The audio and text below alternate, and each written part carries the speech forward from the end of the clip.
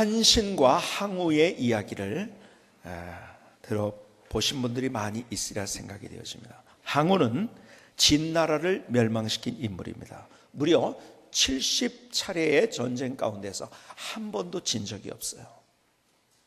특별히 유방과의 전투에서 5만의 군사를 가지고 약 56만, 약 11배 이상의 유방의 군대를 무찌른 정말 천하무적의 그러한 전사였습니다. 그 유명한 전투를 팽성 전투라고 하죠. 그런데 역전이 되어서 이 항우가 유방군에게 포위를 당했습니다. 한 번도 진 적이 없었던 이 사람, 사방을 에워싼, 그런데 한나라 군사 속에서 노랫소리가 들려오는데 무슨 노래면 초나라 노래인 거예요.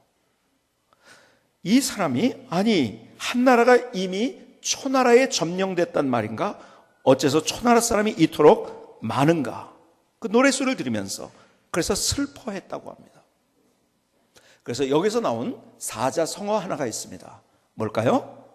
사면초가입니다.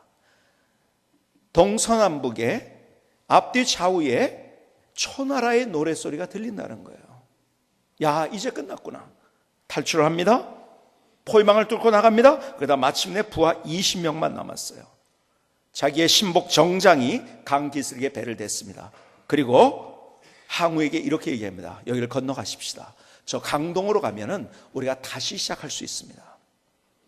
그런데 그 말을 듣지 않고 당대 최고의 미인 우희를 죽이고 그리고 자기 자신도 자살을 합니다. 왜 자살을 했는지 아세요? 자존심 때문에. 아니 그렇게 잘 나가던 천하무적의 전사가 이 꼴이 뭔가. 그리고 자존심 때문에, 자존심이 상해서 그는 자살을 합니다. 그리고 그의 인생을 마감합니다. 그런데 다른 인물 하나가 있어요. 바로 한신입니다. 한신은 어렸을 때 굉장히 가난했고 거렁뱅이였어요. 그런데 키가 컸어요. 큰 칼을 차고 다녔습니다. 그러니까 동네 불량배들이 굉장히 놀립니다.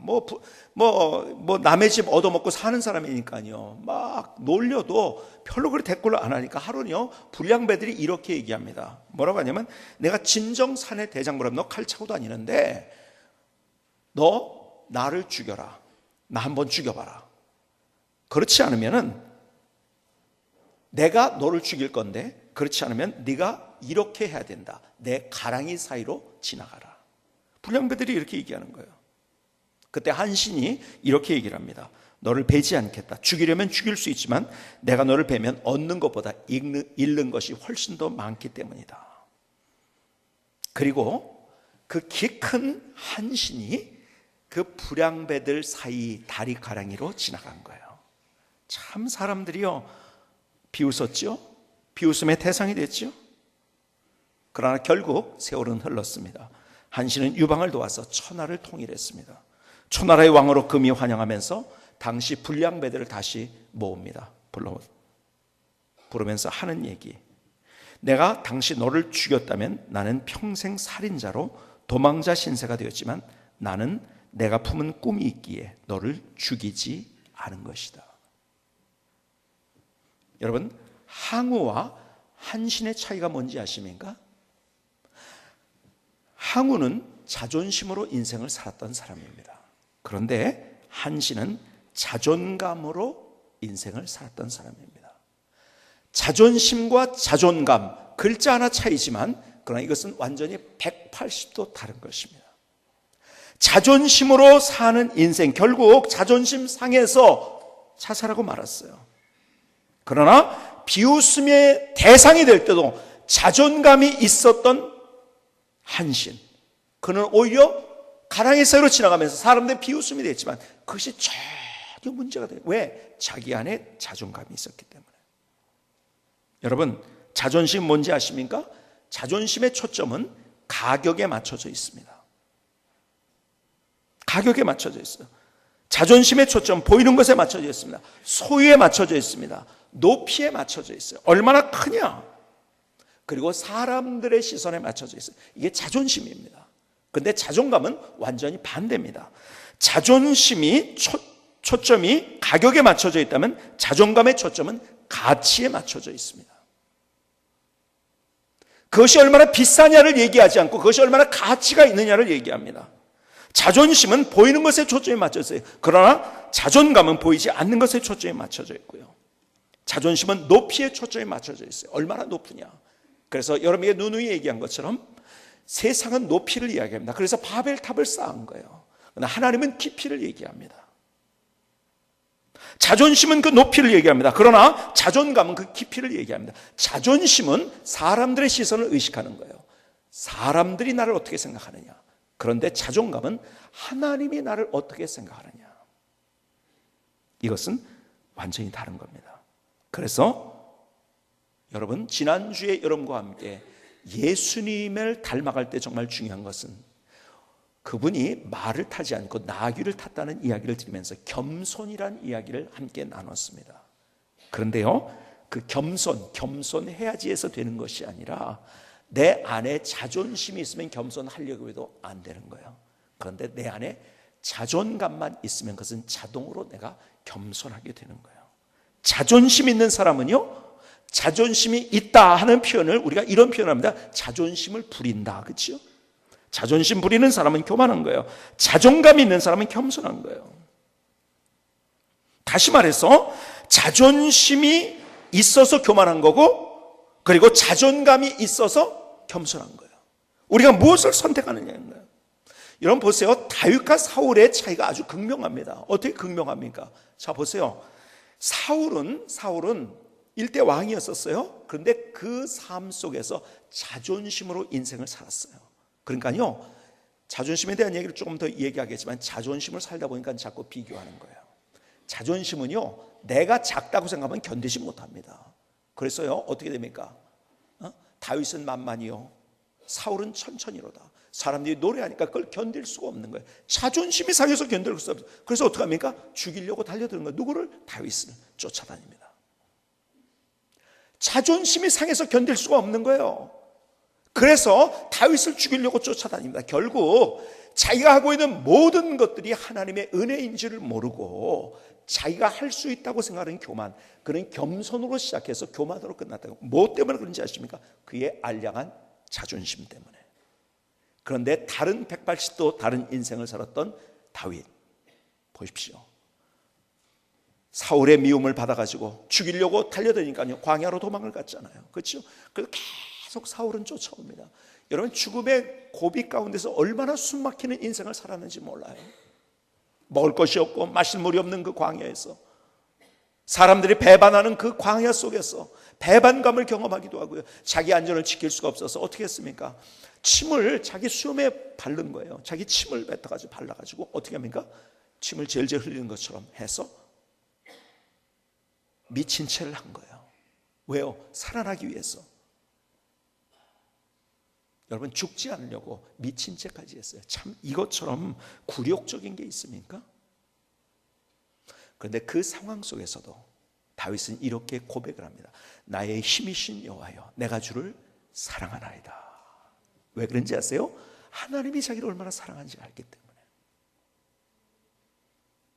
하나님이 나를 기름 부어주셨고, 하나님이 나를 세우셨고, 하나님이 나를 사랑하시기 때문에 내 인생에 이것이 끝이 아니라 하나님이 나와 함께 한다면 어떤 굴욕을 내가 경험한다 할지라도 그것이 문제가 되지 않는다는, 그래서 가장 겸손한 자리에서 그의 인생을 살아가면 마침내 하나님께서 그의 인생을 멋지게 만들어주신 거예요. 여러분, 사울과 그 다윗이 달랐던 것은 사울은 자존심으로 인생을 살았어요. 결국 망하고 말았어요. 피곤한 인생. 그러나 자존감으로 살았던 다윗, 인생에 만나는 고비, 그의 고백처럼 사망의 음침한 골짜기를 걸어가는 그런 상황 가운데서도 그것을 누리고 즐길 수 있었던 이유 뭔지 아세요? 자존감 때문에. 사실은요, 우리 안에 자존심으로 가득 차 있으면 겸손이란 단어 우리의 삶 속에 내 것이 될 수 없는 거예요. 지난주에 말씀드린 것처럼 주님은요, 사람들은요, 정치, 경제, 군사적인 왕이 되길 원해서 말 타기를 원한 거예요. 그러나 주님은 나귀를 타셨어요. 가장 겸손한 모습으로. 주님이 이렇게 말씀하십니다. 마태복음 11장 29절 오늘 본문에 이렇게 말씀하시죠. 나는 마음이 온유하고 뭐하니? 겸손하니 나의 멍에를 메고 내게 배우라. 그리하면 너희 마음이 쉼을 얻으리니. 나는 마음이 온유하고 겸손하다. 겸손이란 말이 헬라어로 타페이노스라는 말입니다. 타페이노스. 한번 따라합시다. 타페이노스. 이 말의 원래적인 의미는 뭔지 아세요? 굴욕감을 참아낸다는 거예요. 이 겸손이란 단어의 원래적인 의미는 굴욕감을 참아낸다는 거예요. 자, 보세요. 예수님께서, 아니 하나님의 아들이신 그 예수님께서 사람들의 따귀를 맞아요. 마침내 그분이 고난을 당하시면서, 그렇죠? 채찍에 맞으시면서 침뱉음을 당하고 조롱을 당하십니다. 십자가 위에서 달려 계신데 밑에서는 조롱을 합니다. 손가락질은, 야 네가 하나님이라고? 아니 너도 구원 못하고 누구를 구원하라고요? 아무것도 모르는 그 사람들이 조롱을 하고 있어요. 자존심이 있었다고 한다면, 자존심이 있으면 얌마 이놈의 자식아, 그리고 내려와서 따귀 한 대 떼고 다시 올라가야 돼요. 자존심은 그걸 못 견뎌요. 왜? 나를 지금 조롱하고 있는데.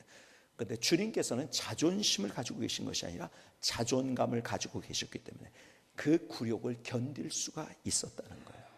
그분이 누구신지를 알기 때문에, 자기 자신이 뭘 하고 있는지를 알기 때문에, 그 자존감이 있었기 때문에 오히려 밑에서 그렇게 하는 사람을 어떻게 해요? 불쌍히 여길 줄 알고 그 굴욕을 참을 수 있었다는 거예요. 자존심이 있을 때는 못해요. 그러나 자존감이 있었기 때문에 그는 겸손하게 그렇게 할 수 있었던 거예요. 여러분, 저는 목사로서도 마찬가지입니다. 참 이게요, 내가 자존심을 부리려고 하면은요, 그것처럼 힘든 게 없어요. 목회를 하면서. 그렇지 않습니까? 그러나 내 안에 자존감이 있으면 모든 것들을 바다와 같이 품으면서, 여러분, 자존심이 있으면은 권위주의가 되어버립니다. 그렇죠? 자존심 때문에 권위주의가 되는 거예요. 그러나 자존감이 있으면은 오히려 배려하고 섬길 수 있는 겸손한 삶을 살아갈 수가 있는 거예요. 정말 그런데 내 안에 자존심이 담겨져 있는가, 아니면 자존감이 담겨져 있는가? 주님이 오늘 본문에 이렇게 말씀하십니다. 마태복음 11장 28절을 유의 있게 다시 보실까요? 수고하고 무거운 짐진 자들아 다 내게로 오라. 내가 너희를 쉬게 하리라. 나는 마음이 온유하고 겸손하니 나의 멍에를 메고 내게 배우라. 그리하면 너희 마음이 쉼을 얻으리니. 주님이 이런 말씀하시는 거, 쉽게 이것을 이제 얘기한다면 이거죠. 너희들 수고하고 무거운 짐을 졌구나. 나는 마음이 온유하고 겸손한데 내게 와라. 그러면 너 쉼 얻을 것이다. 주님이 이 말씀하시고 계신 거예요. 그런데 잘 보세요. 우리가 가지고 있는 가장 큰 짐이 뭔지 아세요? 오늘 이 말씀을 묵상하는데 주님께서 제 안에 주신 인사이트이 그거였었어요. 우리가 가지고 있는 가장 큰 짐이 뭔지 아세요? 사실은요, 자존심의 짐입니다. 여러분, 어떤 사건이나 어떤 사람이나, 예를 들어서 여러분의 인생을 살아가면서 뭐 내가 누구 때문에 힘들다, 예를 들어 자녀 때문에 힘들다고 한번 하면서 너무 힘들어. 근데 자녀 때문이 아니에요. 가만히 그것을 속 안을 들여다보면 내 자존심 때문에 힘든 거예요. 자, 보세요. 자존심은요, 비교하는 거예요. 자존심은, 그렇죠? 앞서 얘기한 것처럼 자존감은 비교하는 게 아니에요. 상품, 가격을 따지는 건 비교하는 거예요. 그렇죠? 가격을 따지는 건 비교합니다. 가치는 비교하는 게 아니에요. 가치, 어떤 내가 마스터피스, 걸작품은 비교하는 게 아니에요. 그런데 가격을 따지는 건 비교하는 겁니다. 자, 예를 들어서 컴퓨터가 있어요. 내가 어느 거 살까? 어느 게 비싸냐, 싸냐, 어느 제조회사에서 만든 것이 좋은 것이냐, 뭐 이거 전부 따지면 이거는 비교하는 거예요. 그런데 자존심은 비교하는 거예요. 높이를 따지고, 그리고 소유를 따지고, 그리고 가격을 따지니까요. 그러니까 자녀 때문에 왜 힘든가? 가만히 보니까 내가 너한테 못 해준 게 뭐가 있냐? 근데 쟤는 저 학교에 들어간, 너는 이런 학교밖에 못 들어가냐? 스스로 힘이 드는 거예요. 왜요? 자존심 때문에. 그 아이 자체 때문에 힘든 것이 아니라 내 안에 있는 자존심이 나를 힘들게 하고 그것이 짐이 되는 거예요. 아니, 난 너한테 이렇게 해줬는데 너는 이것밖에 못. 왜? 다른 사람하고 비교를 하니까요. 자녀 때문에 우리가 힘든 이유가 뭔지 아세요? 왜 자녀 자체가 짐이 아니라 비교하기 때문에. 여러분, 우리의 삶에 만나는 모든 것들 가운데 자녀 문제뿐만 아니라 우리는 수많은 문제를 가지고 살잖아요. 왜 힘이 드는지 아세요? 사실은 자존심 때문에 힘든 거. 비교하니까요. 높이를 비교하고 크기를 비교하고요, 가격을 비교하고요. 저 사람은 저만큼인데 나는 이만큼이고. 사실은요, 우리의 인생에 정말 나를 괴롭히는 큰 짐이 뭔지 아세요? 그것은 자존심인 거예요. 자존심은요, 비교하게 만들고요, 인정하게 만드는 거예요. 인정받기를 원하는 거예요. 앞서 자존심에 대해서 얘기를 했지만 사람이 나를 어떻게 평가하느냐, 그렇죠? 사람이 나를 어떻게 평가하느냐, 거기에 우리의 기준이 있으니까요. 그래서 상처를 받는 거예요. 내가 열심히 했어. 그런데요, 다른 사람이 나를 인정해 주지 인정 안 해주면 좋겠는데 오히려 시비를 겁니다. 힘이 든 거. 왜? 자존심의 상처를 입었기 때문에. 자존감이 있으면 그거 그렇게 힘들지 않아요. 가만히 생각해보세요. 내가 하나님 앞에서 할 일을 했는데 그게 뭐가 힘이 듭니까? 누가 뭐라고 한들? 근데 내 알량한 자존심이 그걸 힘들게 하는 거예요. 그러니까 내가 어떤 사건 때문에 힘든 것이 아니라 가만히 그 속안을 들여다보면 자존심 때문에 내가 힘이 든 거예요. 그러니까 누구나, 저를 포함해서 우리 모두 가지고 있는 우리의 문제인 거예요. 주님이 그것을 아신 거예요. 그래서 너희의 가지고 있는 가장 큰 짐이 뭔지 안다. 그런데 그것들 다 내게로 가져와라. 나는 마음이 온유하고 겸손하니 나는 굴욕을 참을 줄 아는 자다. 왜? 나에게 자존감이 있기 때문에. 나를 닮으면 진짜 내 제자가 뭐라고 했어요? 예수님을 닮은 사람인 거야. 나를 닮으면 진짜 마음이 쉼을 얻어. 오늘 주님이 본문에 이 말씀을 하고 계신 거예요. 정말 우리가 내가 믿음 생활이 뭔지를 알고 하나님이 누군지를 알면은요, 내 안에 자존감이 생겨요. 근데 우리는요, 세상 속에서 우리의 삶을 살아가니까 나도 모른 채 자꾸 세상 속에서 세뇌가 되는 거예요. 높이를 생각하고 가격을 생각하고 가치를 생각하기보다 가격을 생각하고요, 얼마나 크냐를 생각하고요. 아니에요. 자꾸 그럴수록 우리 안에 알량한 자존심만이 생겨버리는 거예요. 내가 자존감이 회복될 때 내 인생은 다른 인생을 살아갈 수 있어요. 오히려 삶의 모든 것들을 우리가 누리며 즐기며 우리의 삶을 살아갈 수 있는 거예요. 여러분, 내가 누굽니까? 여러분, 김용기 장로님을 너무 잘 아십니다. 그렇죠? 가나안 농군학교, 저희 세대, 얘는 대부분 거기를 거의 안 갔다 온 사람이 없을 정도로 많은 사람들이 그 가나안 농군학교에 갔고 거기서 많은 영향을 받았어요.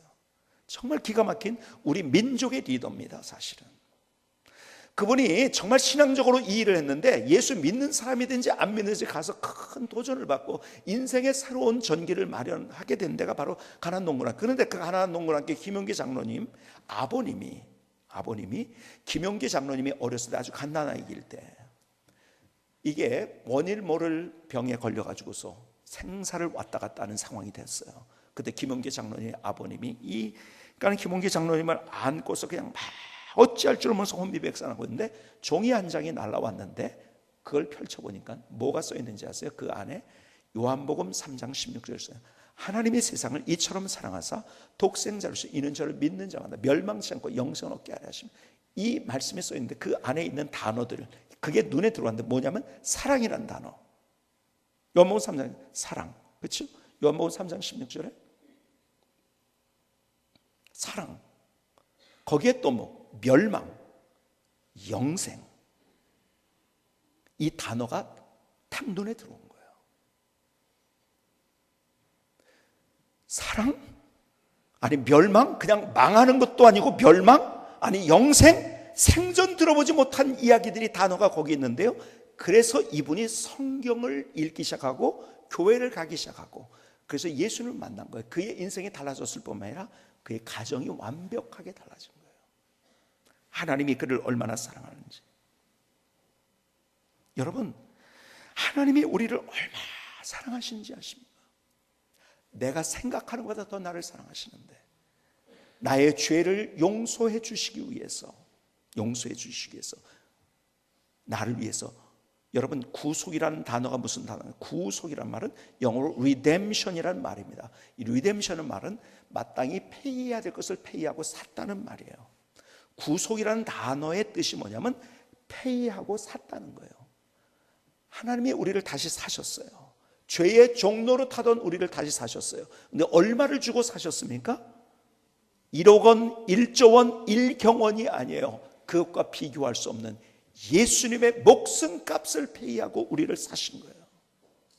목숨 걸고 우리를 사랑하신 거예요. 내가 느끼든지 못 느끼든지 하나님의 사랑이 바로 이거예요. 목숨 걸고 나를 사랑하신 거예요. 얼마나 놀라운 하나님의 사랑인지요.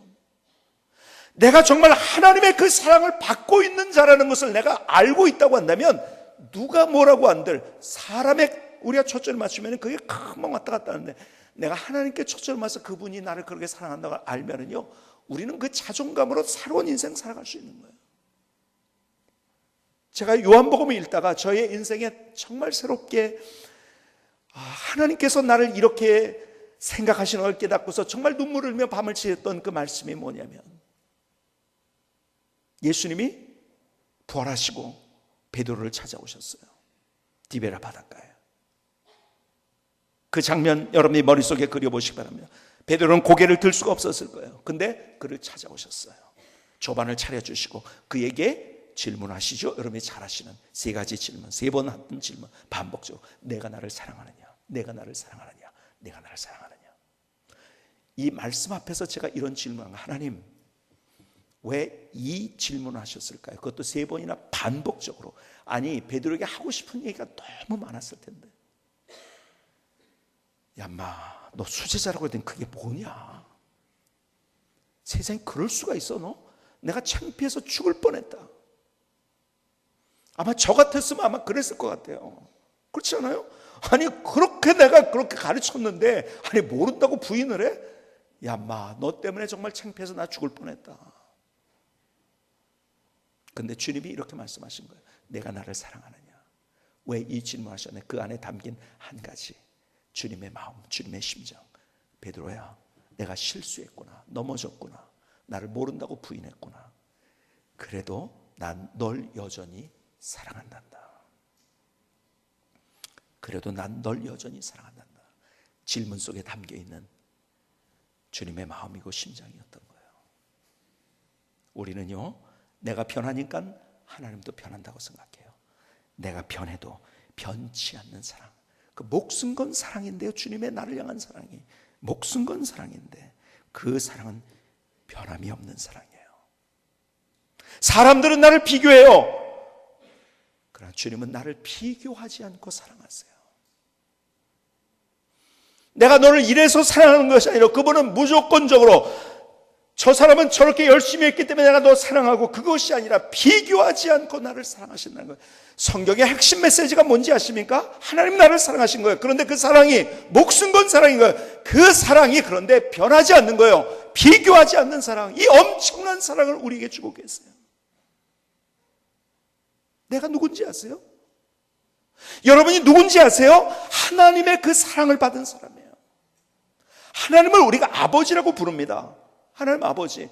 뭐 아버지에 대한 좋지 못한 그런 추억이 있는 사람들은 아버지란 말이 안 와닿을지 모르겠어요. 그러나 아버지는 의미가 뭡니까? 아버지는요, 자녀를 사랑할 뿐만 아니라 책임지는 거예요. 그렇죠?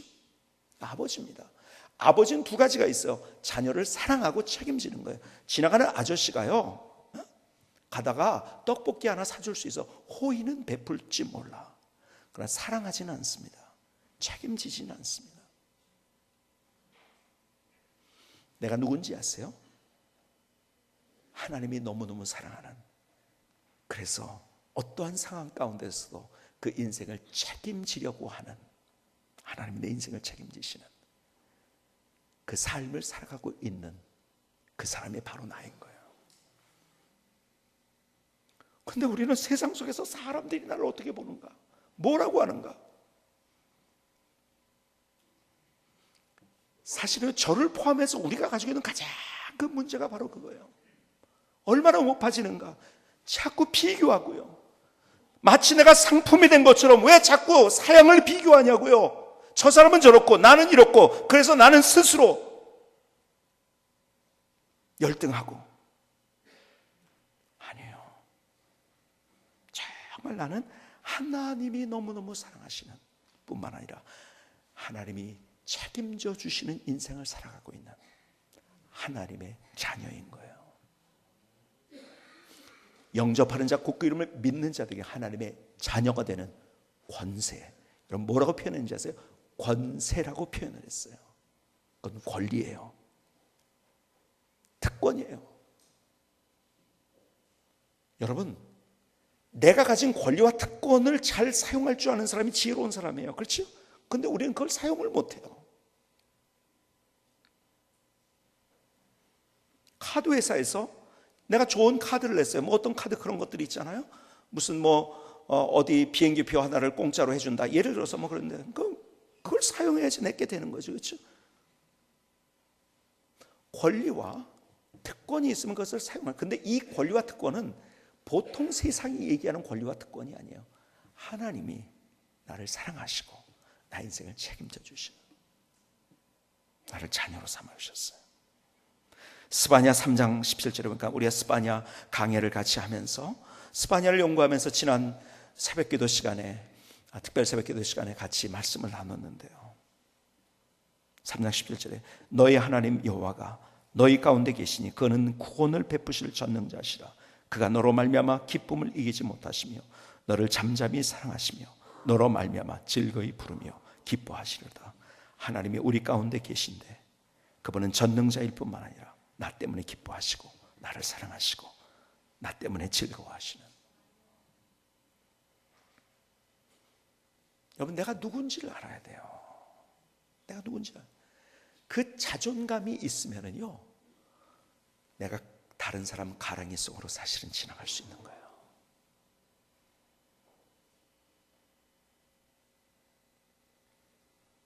오래전 얘기지만 저는 정말 잘못한 것이 없는데 공격을 받았어요.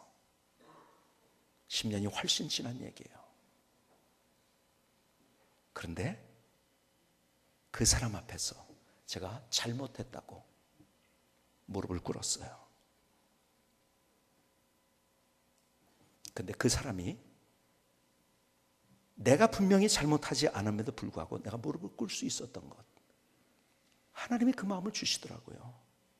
내 안에 자존감이 있으니까, 내 안에 자존감이 있으니까요, 내가 어떤 굴욕도 참을 수 있도록 나를, 내가 잘해서 그런 것이 하나님이 그 마음을 주신 거예요. 무릎 꿇고 손을 내민 것,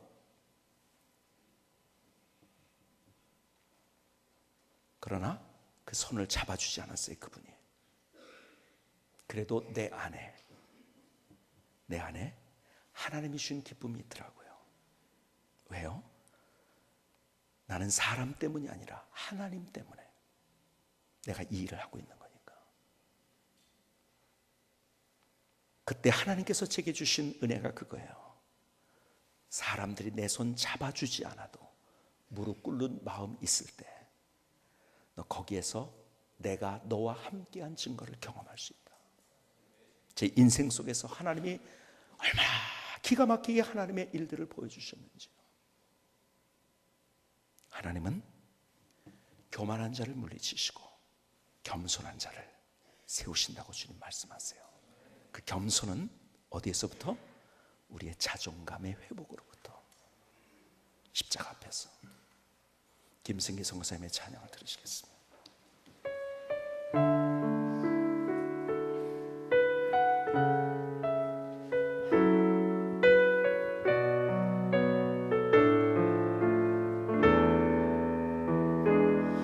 나를 사랑하시는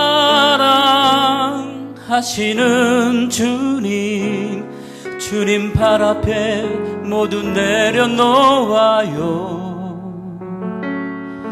나의 상처, 나의 연약함, 상한 마음을 내려놓습니다. 나의 무거운 짐, 교만과 이기심 과장된 겉모습들 다 주님 앞에 내려놓아요. 나를 사랑하는 주님 안에서 나의 자존심을 내려놓아요. 나를 사랑하는 주님과 함께 자존감으로 다시 일어섭니다. 나를 사랑하시는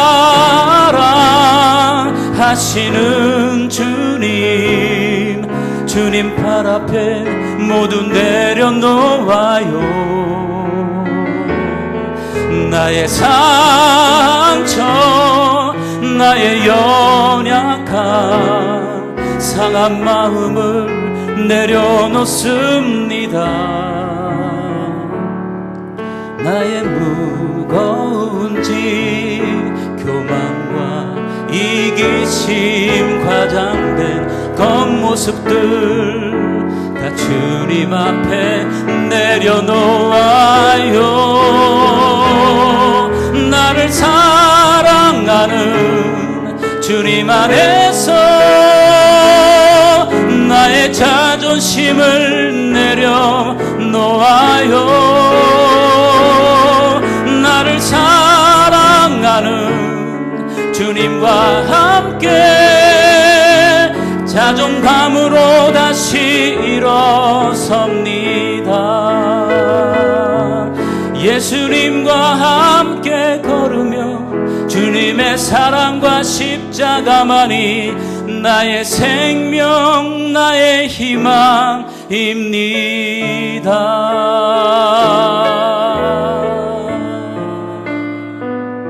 아멘. 하나님 나의 고백입니다.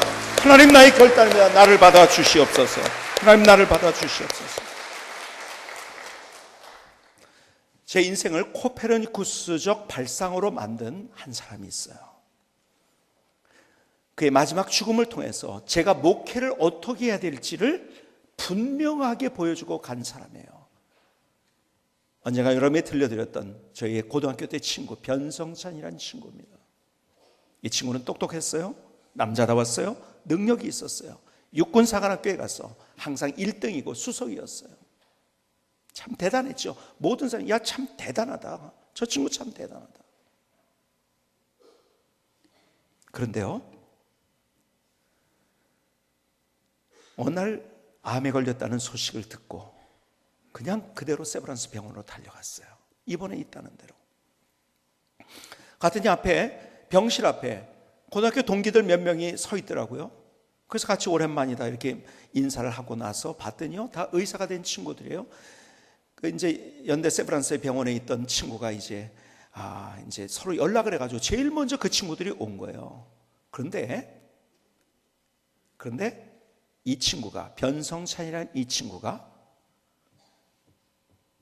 아무도 병실에 못 들어온다고 면회사절한 거예요. 왜 그런지 아세요? 자존심이 상해서.